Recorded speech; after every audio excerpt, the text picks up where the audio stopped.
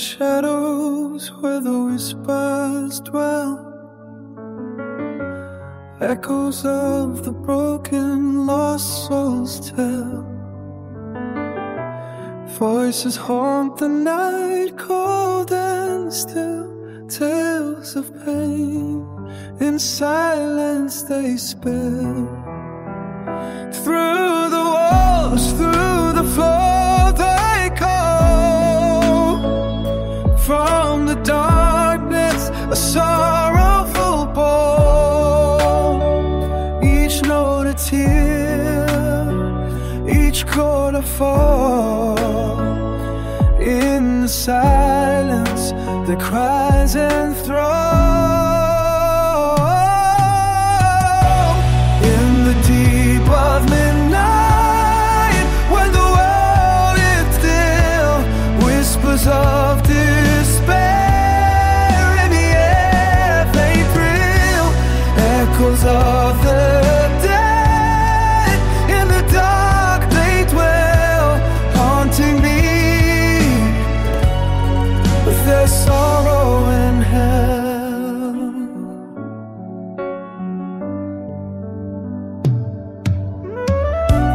In the corners, in the cracks they hide, memories of life left behind.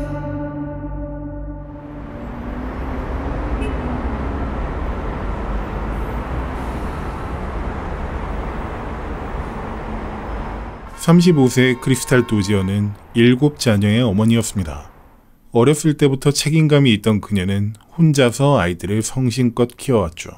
그래서 요리도 잘했고 아이들과 북적이는 것 자체를 즐겼습니다.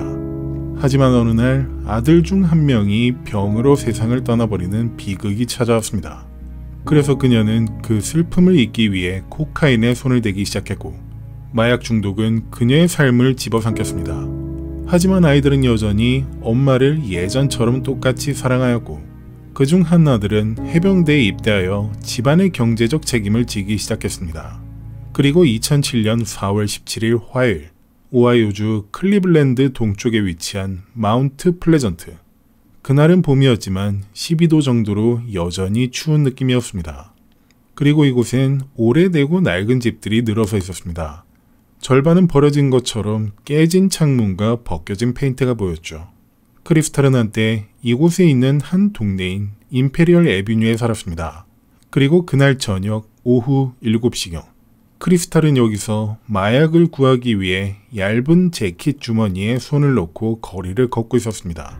그러던 중 한 남자가 거리 모퉁이에서 그녀에게 웃으며 다가왔습니다. 안녕하세요 크리스탈, 오랜만이네요. 크리스탈은 멈춰섰습니다. 네, 안녕하세요. 추우니까 저희 집에 가서 따뜻하게 한잔 할래요? 코카인도 좀 있어요. 맥주도 있고. 공짜 마약과 공짜 술, 따뜻한 쉴 곳. 크리스탈은 잠시 망설이더니 그를 따라가려는 듯 대답했습니다. 좋아요. 둘은 함께 몇 걸음 정도 걸어서 남성의 집에 도착했습니다. 임페리얼 애비뉴 12205번지 3층짜리 주택이었습니다. 비교적 잘 관리된 하얀색 외벽으로 다른 낡은 집들 사이에서 비교적 깔끔해 보였습니다. 그리고 그 바로 옆에는 레이의 소시지라는 식육 가공 공장이 있었습니다.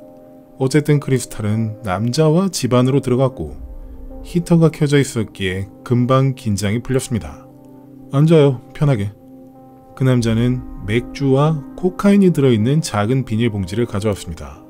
그리고 함께 술과 마약을 시작했고 시간이 그렇게 흘렀습니다. 곁에서 잠자코 지켜보고 있던 그 남자는 마약과 술에 취해 쓰러져 자고 있던 크리스탈을 바라보면서 곧 자리에서 일어나 끈을 하나 가져왔습니다. 그리고 그녀의 팔다리를 묶은 뒤 끔찍하게 성폭행을 하곤 목을 그 끈으로 졸라버렸습니다. 며칠 후 크리스탈의 가족들은 집으로 돌아오지 않는 어머니가 걱정되기 시작했습니다. 그래서 해병대원인 아들이 휴가를 내고 어머니를 찾아 나섰습니다. 동네를 샅샅이 뒤졌고 어머니의 사진이 붙은 전단지를 붙였죠. 그리고 나머지 가족들은 경찰에 신고도 했지만 클리블랜드 경찰의 반응은 냉담했습니다. 마약하는 사람들은 원래 그렇잖아요. 뭐 어디서 취해서 자고 있을 거예요. 며칠 있으면 돌아오겠죠. 크리스탈은 이전에도 며칠씩 연락이 안 된 적이 있었기 때문에 경찰은 이번에도 그럴 거라고 생각했습니다. 하지만 그녀는 이미 돌아올 수 없는 강을 건넌 상태였습니다. 크리스탈이 사라진 지 몇 달이 지나고 무더운 여름이 찾아왔습니다. 그런데 그때부터 임페리얼 애비뉴에는 이상한 냄새가 동네를 뒤덮기 시작했습니다. 역겹고 무언가 썩는 냄새였죠. 그래서 주민들은 시청이 항의하기 시작했는데 이들이 의심하는 냄새의 근원지는 바로 레이의 소시지 공장이었습니다. 당연히 고기가 썩어서 나는 냄새라고 생각하였죠. 그래서 보건당국에선 공장을 조사했지만 이상이 없었습니다. 하지만 냄새는 계속됐고 주민들은 창문을 닫고 살았죠. 그리고 사실 그 냄새의 진짜 원천은 레이의 소시지 공장이 아니었습니다. 바로 그 옆에 붙어있는 집이었죠. 임페리얼 애비뉴 12205번지. 2007년 6월, 무더운 여름날은 계속되고 있었습니다. 임페리얼 애비뉴에 살고 있던 31세 티시아나 컬버에게는 세 자녀가 있었습니다. 가족들은 그녀를 상냥하고 사랑스러운 사람이라고 하였죠. 하지만 이런 동네에서 살다 보니 마약과 쉽게 떨어질 순 없었습니다. 그래서 그녀도 이 동네의 많은 사람들처럼 마약에 찌들기 시작하였습니다. 그리고 6월 어느 날에도 티시아나는 동네를 돌아다니며 마약을 찾고 있었습니다. 무더운 날씨 때문에 땀에 티셔츠가 젖을 정도였지만 그런 건 문제가 되지 않는 것처럼 보였죠. 그러던 중 한 남자가 그녀에게 다가왔습니다. 안녕하세요. 더운데 시원한 맥주 한잔 어때요? 집에 코카인도 있는데. 티시아나는 그를 받고 동네에서 본 적 있는 익숙한 얼굴이었기에 그를 따라갔습니다. 저희 집은 바로 여기에요. 에어컨도 있고요. 에어컨과 공짜 술, 마약. 그녀에겐 거절할 이유가 전혀 없었습니다. 그리고 임페리얼 애비뉴 12205번지 안으로 들어갔습니다. 바로 크리스탈이 사라졌던 그 집으로 말이죠. 에어컨이 돌아가고 있던 실내는 확실히 시원했습니다. 말없이 부엌 쪽으로 간 남자는 곧 맥주와 코카인을 들고 왔고 함께 마약을 하기 시작했습니다. 얼마 뒤 예전에 집으로 왔던 크리스탈처럼 그녀도 바닥에 누워 잠들기 시작했고 그때 사용했던 오렌지색 전기선으로 그녀의 목을 졸라 숨을 끊어버렸습니다. 그런 뒤 싸늘하게 식어버린 그녀를 3층 침실 벽장 안에 아무렇게나 던져넣었습니다. 한편 티시아나가 집으로 돌아오지 않자 가족은 걱정하기 시작했습니다. 그래서 남동생인 도넬은 누나를 찾기 시작했고 다른 가족들은 클리블랜드 경찰에 신고를 하였죠. 하지만 그들은 크리스탈과 마찬가지로 이번에도 같은 대답을 했습니다. 마약하는 사람들은 원래 그렇잖아요. 돌아오겠죠. 기다려보세요. 그렇지만 티시아나는 그 집 벽장 안에서 영원히 잠든 채 나올 수가 없었습니다. 2008년 1월 어느 날, 겨울이었습니다. 임페리얼 애비뉴에 살고 있던 25세의 레샨다 롱은 임신 중인 여성이었습니다. 원래 마약 중독이었던 그녀는 뱃속에 있는 아기를 위해 악착같이 노력하고 있었죠. 그리고 클리블랜드의 겨울은 매서웠습니다. 기온은 영하로 떨어지면서 눈까지 내리기 시작하였죠. 그리고 레샨다는 꽁꽁 얼어붙은 길을 걸어가고 있었습니다. 두꺼운 재킷을 입었지만 추워서 손을 주머니에 넣고 가던 중 어떤 남자가 그녀에게 다가왔습니다. 추워. 안녕하세요. 정말 춥네요. 저희 집에 가서 좀 쉬다 갈래요? 따뜻한 차도 있고 마약도 좀 있어요. 상냥한 말투와 친절한 표정, 크리스탈과 티시아나에게 다가왔던 그 남성이었습니다. 그리고 그는 이번에 임신을 하고 있던 레샨다와 함께 자신의 집인 임페리얼 애비뉴 12205번지로 갔습니다. 안으로 들어간 레샨다는 히터가 켜져 따뜻한 실내에서 커피를 받아들고 마시기 시작했습니다. 코카인도 좀 하실래요? 이 말을 듣게 된 그녀는 곧바로 아기를 떠올리긴 했지만 마약 중독은 그 어떤 것보다 강했습니다. 그리고 누워서 잠들기 시작한 그녀는 그 오렌지색 전기선으로 목이 졸린 뒤 차디찬 지하실에 던져졌습니다. 그녀의 뱃속에 있던 아기도 함께 말이죠. 며칠 뒤 사라진 레샨다를 놓고 가족은 찾기 시작하였고 클리블랜드 경찰에 신고까지 했습니다. 임산부라는 사실을 놓고 실종 신고 접수는 해주었지만 수색은 전혀 하지 않는 것처럼 보였습니다. 그리고 뒷마당 땅속의 크리스탈, 3층 벽장의 티샤나, 지하실의 레샨다는 추운 겨울만큼 싸늘한 주검으로 사람들을 기다리고 있었습니다. 2008년 1월에서 몇 달이 더 흐르고 다시 무더운 여름인 8월이 되었습니다. 그리고 작년 여름보다 더 심각한 악취가 동네를 뒤덮어버리자 주민들은 시청에 온갖 불평을 쏟아내기 시작했습니다. 하지만 그 누구도 진짜 원인을 찾을 수가 없었죠. 이렇게 시끄러웠던 여름이 지나고 나뭇잎이 떨어지기 시작하는 가을이 되었습니다. 2008년 10월 어느 날 45세의 미셸 메이슨은 임페리얼 애비뉴의 거리를 걷고 있었습니다. 아들과 함께 살고 있던 그녀는 다른 가족들과도 주기적으로 연락하며 잘 지내고 있었죠. 그런데 그 남자가 다시 다가왔습니다. 그는 예전과 똑같이 말했습니다. 안녕하세요. 저희 집에 가서 술 한잔 할래요? 코카인도 좀 있어요? 미셸은 그를 받고 동네에서 본 적이 있는 익숙한 얼굴이었습니다. 친분은 전혀 없었지만 착해 보이는 인상이라 기억하고 있던 것이었죠. 그런 뒤 둘은 임페리얼 애비뉴 12205번지의 그 집으로 향했습니다.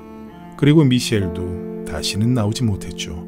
이번에 그녀의 시신은 3층 침실에 아무렇게나 떨어졌고 그 집에 있던 다른 3명의 희생자처럼 영원한 잠에 들었습니다. 그리고 그녀의 가족도 클리블랜드 경찰에 실종 신고를 했지만 똑같았습니다. 매번 그랬던 것처럼 마약 중독자는 원래 그러니까 돌아오겠죠. 미셸이 사라진 지 한 달이 지난 2008년 11월 이제 가을이 끝나가며 날씨가 꽤 쌀쌀해졌습니다. 차가운 바람이 불고 있을 때 52세의 토니아 카마이클은 외출을 하기 위해 준비를 하고 있었습니다. 도니타, 엄마 잠깐 나갔다 올게. 딸인 도니타와 둘이서 살고 있던 그녀에겐 마약 문제가 있었습니다. 집 밖을 나가면 3에서 5일 정도 연락이 안 되는 일이 부지기수였죠. 그래서 딸은 이날도 흔한 그런 날 중 하나라고 생각했습니다. 얼마 뒤 마약을 구하러 길거리를 걷고 있던 중 익숙한 얼굴의 한 남자를 만났습니다. 토니야, 오늘도 한잔할래요? 코카인도 있어요. 그녀는 잘 아는 사이처럼 보이는 그 남자와 함께 그의 집으로 향했고 크리스탈, 티샤나, 레샨다, 미셸과 함께 그 집에서 영원히 잠들어 버렸습니다. 그리고 그로부터 한 달 뒤인 2008년 12월 8일 월요일, 크리스마스가 다가오는 겨울이 되었습니다. 하지만 마약쟁이들이 많이 살고 있는 이곳에선 크리스마스는 아무런 의미가 없는 날이었죠. 12월 8일 그날은 영하의 기온으로 추운 바람까지 불어 사람들을 더욱 집안에 있도록 만들었죠.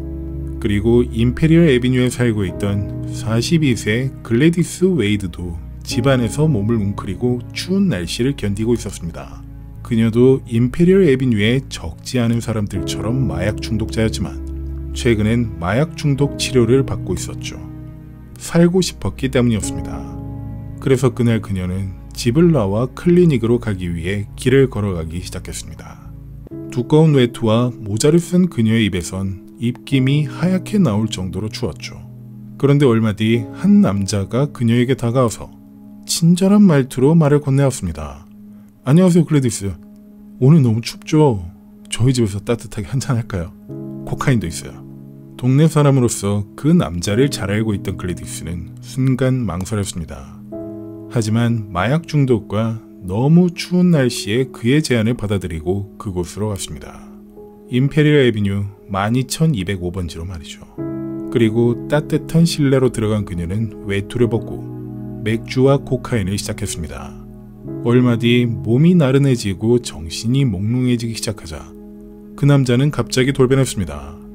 글래디스를 밀치고 소파에 눕힌 뒤 성폭행을 시작하였죠. 그녀는 있는 힘을 다해서 비명을 지르고 싸우고 저항했습니다.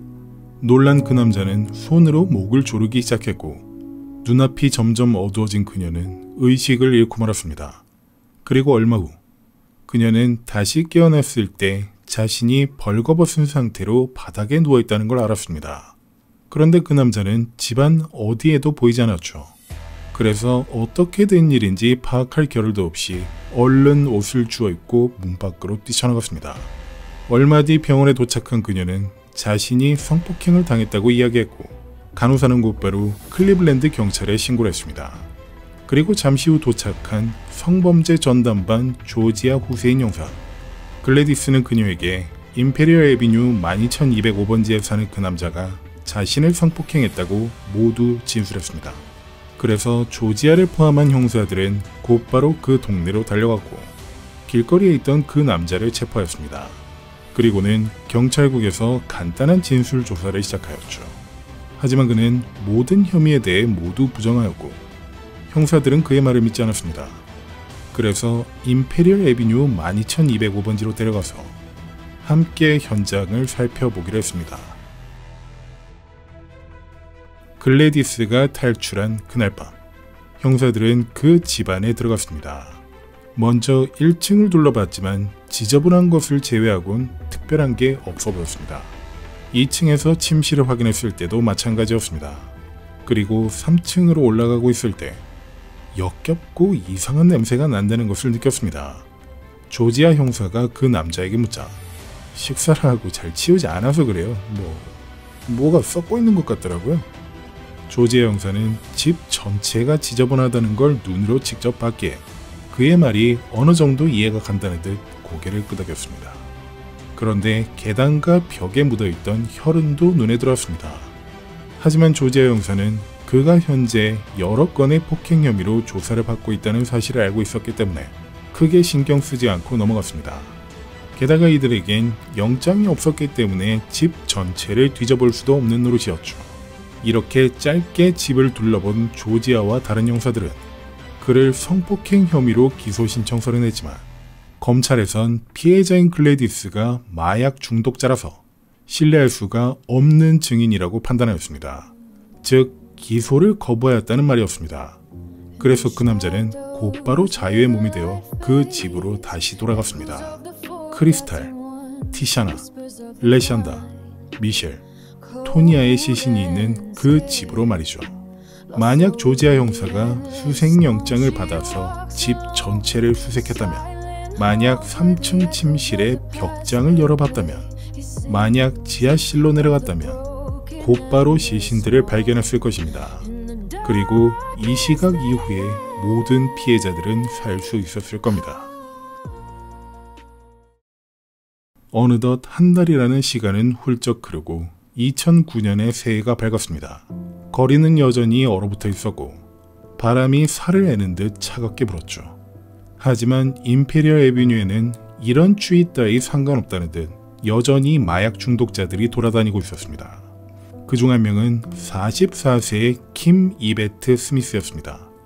몇 년 전부터 병이 든 아버지를 혼자서 돌보던 그녀는 너무 힘들어서 마약에 손을 댔었고 그 뒤엔 중독이 돼서 이 거리를 헤매는 것이었습니다.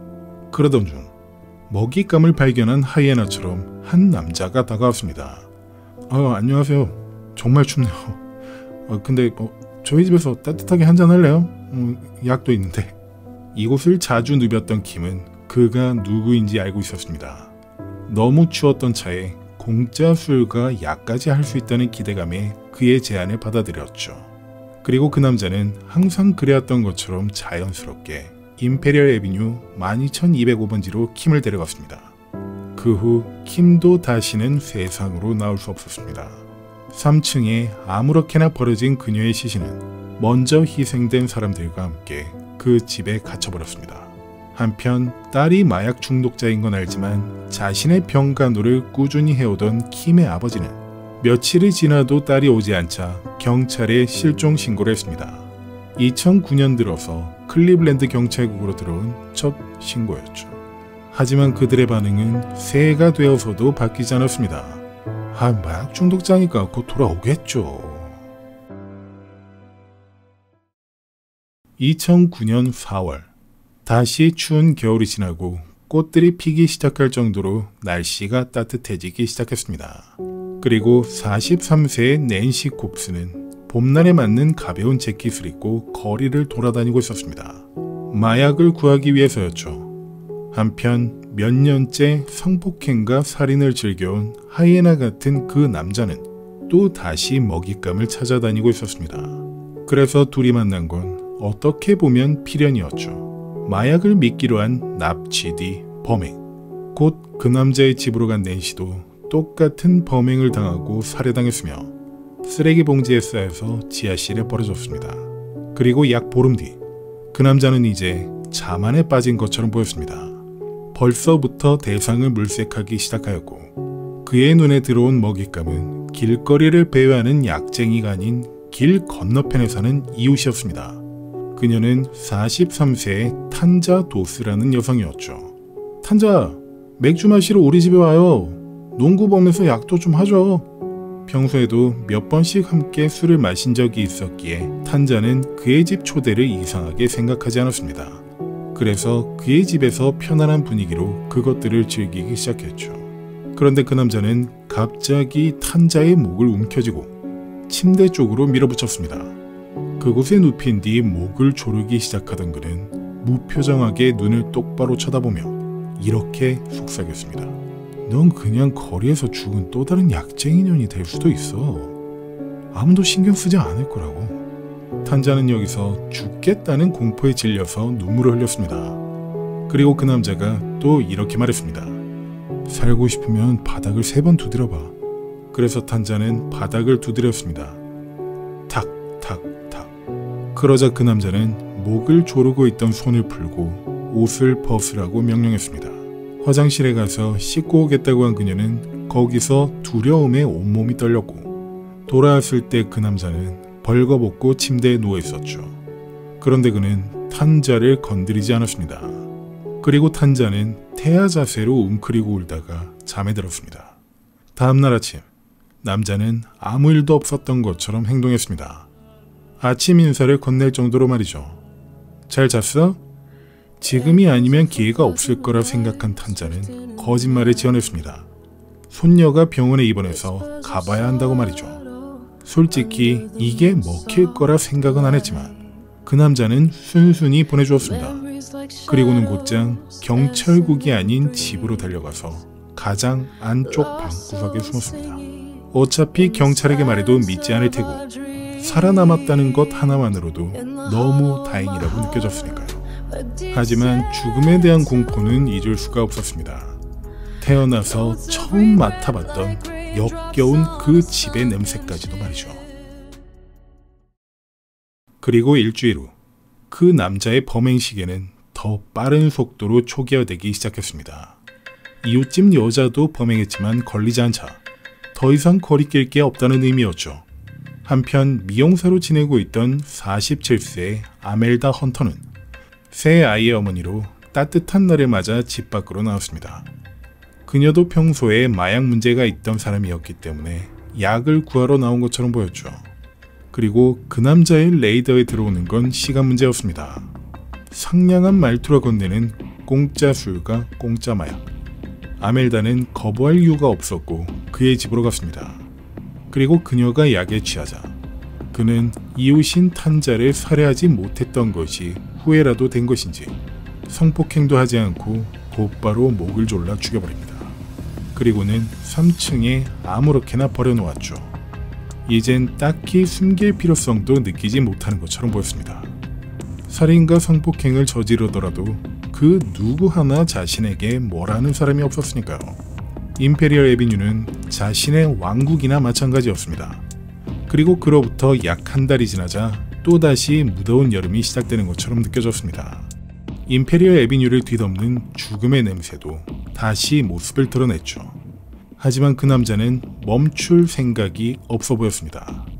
2009년 6월에 먹잇감을 찾아 돌아다니던 그는 31세의 텔라시아 포트슨을 발견했습니다. 단지 발견만 했을 뿐이었지만 그 남자는 벌써부터 몸이 달아오르는 느낌이었죠. 너무도 익숙한 패턴이었습니다. 공짜 마약으로 낚은 뒤 성폭행과 살인. 이렇게 텔라시아도 그 남자의 집에 영원한 잠에 들었습니다. 그리고 바로 다음날 제니스 웹도 그 남자의 먹잇감으로 망자들의 감옥인 그 집에서 목숨을 빼앗겼습니다.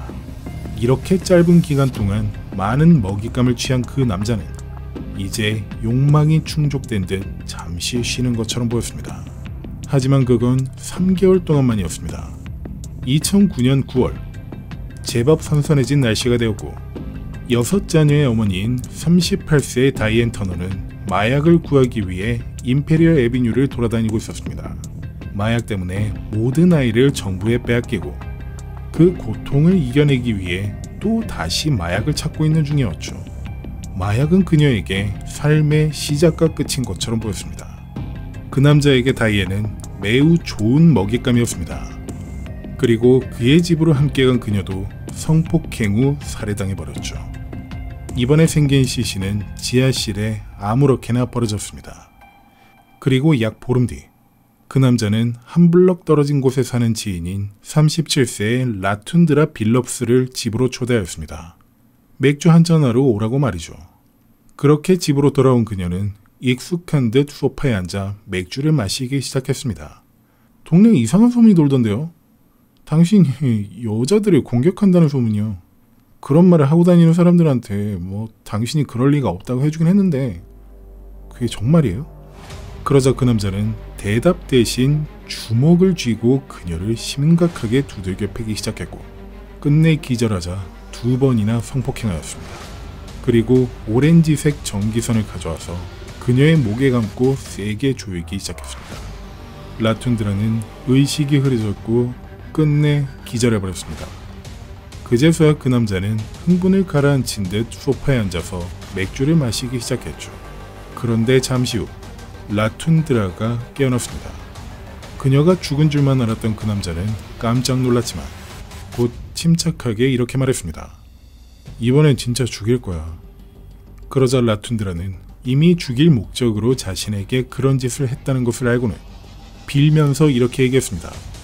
신고하지 않겠다고. 감옥에 갈 일은 절대 없을 거라고요. 그래서 생각에 잠긴 그는 위층으로 올라갔다가 다시 내려왔고 집으로 돌아가라고 말했습니다.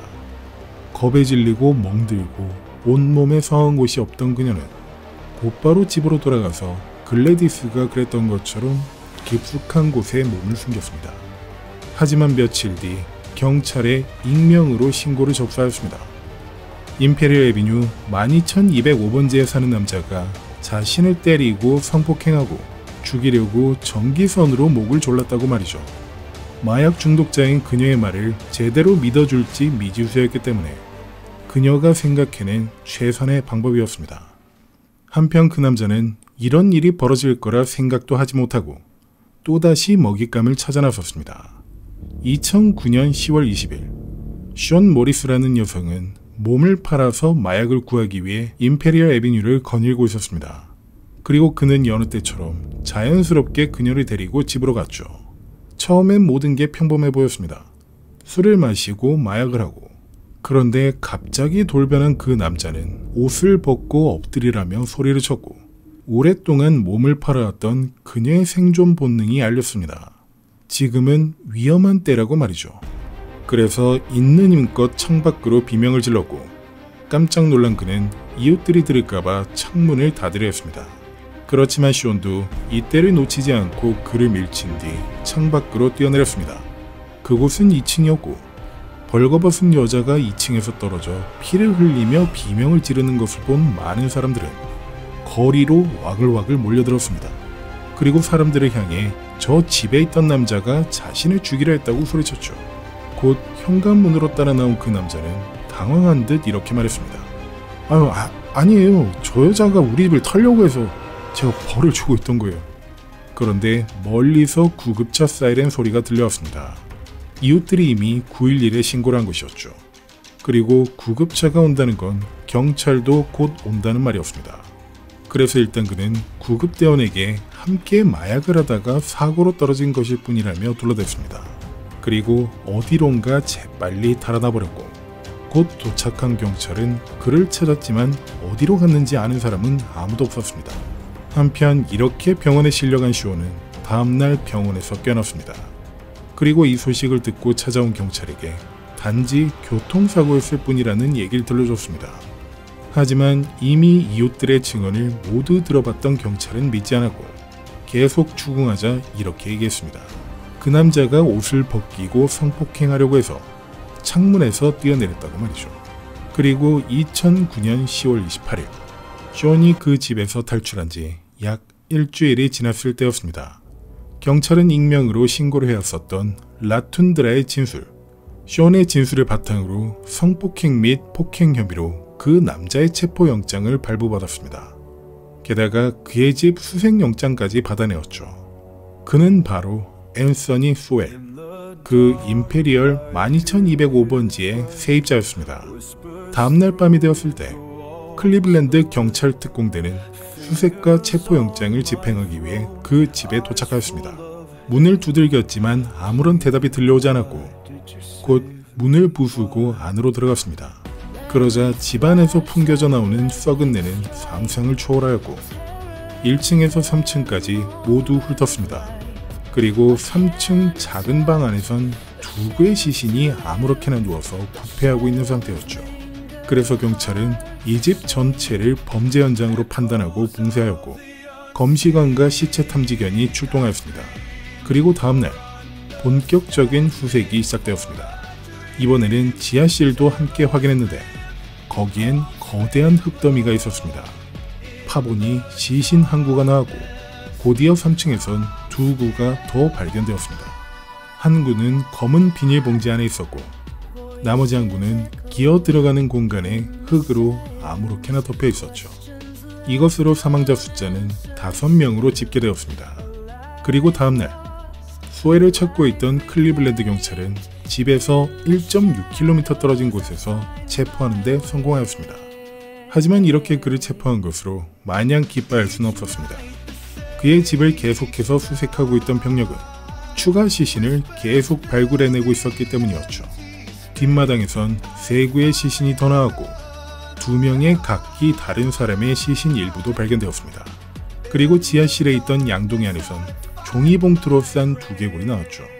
이렇게 해서 일단 경찰은 총 11명의 피해자가 있었을 것으로 예상하였고 정확한 신원 확인을 위해 검시관 사무소의 보고서를 기다리기로 했습니다. 먼저 시신들의 상태는 몇 년이 지나 백골 상태나 다름없는 시신부터 해서 최근에 사망한 것처럼 멀쩡한 상태인 것도 있었습니다. 대부분 목이 졸려 사망한 것으로 확인되었으며 시신들의 바지와 속옷은 모두 벗겨진 상태였습니다. 그리고 피해자들의 신원을 여지껏 신고되었던 실종자 명단과 대조하며 밝혀낼 수 있었습니다. 38세 크리스탈 도지어, 33세 티시아나 컬버, 24세 레시안다 롱, 45세 미셸 메이슨, 53세 토니아 카마이클, 44세 킴 이베트 스미스, 43세 낸시 콥스, 47세 아멜다 헌터, 31세 텔라시아 포트슨, 48세 제인 스웰, 38세 다이앤 터너. 앤서니 소웰은 약 2년 5개월 동안 살인을 저질렀던 것으로 알 수 있었습니다. 그리고 검찰에선 그에게 1급 살인 혐의, 강간, 납치, 증거인멸, 시신훼손 혐의 등 총 85건으로 기소하였습니다. 그런데 이런 상황에서 소웰은 계속해서 무죄를 주장하였습니다. 이렇게 말도 안 되는 주장을 하는 그의 살인 재판은 3주 넘게 계속됐으며 여기선 생존자들, 피해자 가족들, 법의학자들이 나와 증언했습니다. 하지만 소웰 측에선 증인이나 증거를 전혀 제시하지 않았죠. 단지 난 무죄예요 라고 주장할 뿐이었습니다. 그리고 2011년 7월 22일 배심원단이 판결을 내렸습니다. 85개의 혐의 중 83개에 대해 유죄, 11건의 1급 살인 혐의 모두 유죄.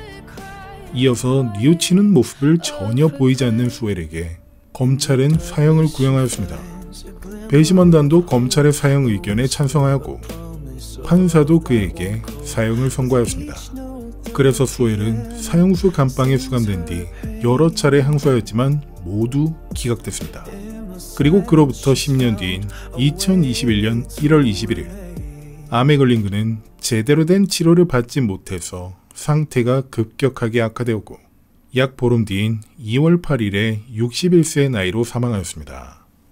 한편 최소 11명의 희생자를 냈던 임페리얼 12205번지의 집은 그가 체포된 지 얼마 지나지 않았을 때 세금 미납으로 인해 경매로 올라갔고 어떤 부동산 회사가 매입하여 철거시켜버렸습니다.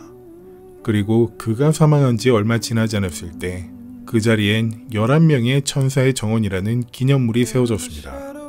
그리고 클리블랜드시에서는 17억 원의 합의금을 유족에게 지급하였습니다. 조지아 형사가 글래디스의 성폭행건을 위해 그 집으로 가서 둘러봤고 혈흔까지 봤었지만 소엘을 체포조차 하지 않았다는 이유에서였죠. 자신들의 과오를 인정하고 합당한 보상까지 마친 것입니다. 그리고 마지막 생존자였던 라툰드라는 2015년에 사회복지학 석사학위를 받았습니다. 마약을 끊고 자녀들과 함께 새로운 삶을 살고 있죠. 그럼 앤서니 소엘이라는 사람은 누구였을까요?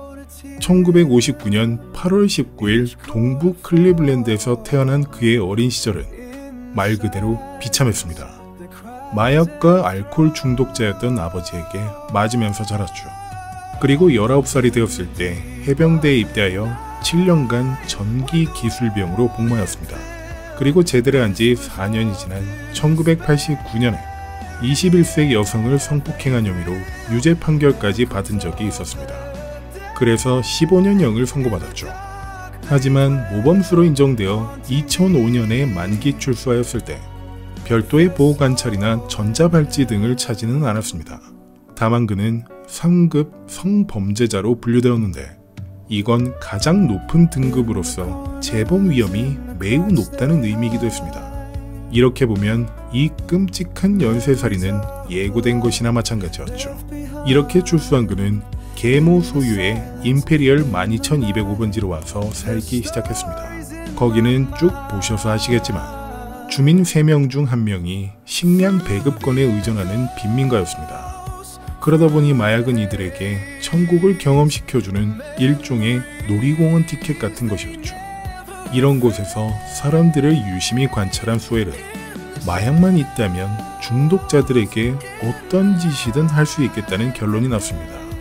그래서 그곳으로 이사온 지 2년이 지나서부터 크리스탈을 시작으로 성폭행 및 살인을 저지른 것이죠. 그러다 보니 앤서니 소엘 사건은 미국 범죄사에서 가장 끔찍한 범죄 중 하나로 꼽힙니다. 하지만 단순히 한 연쇄살인범의 이야기가 아닙니다. 사법과 복지 시스템의 실패, 사람들의 인식의 변화 필요성에 관한 이야기죠.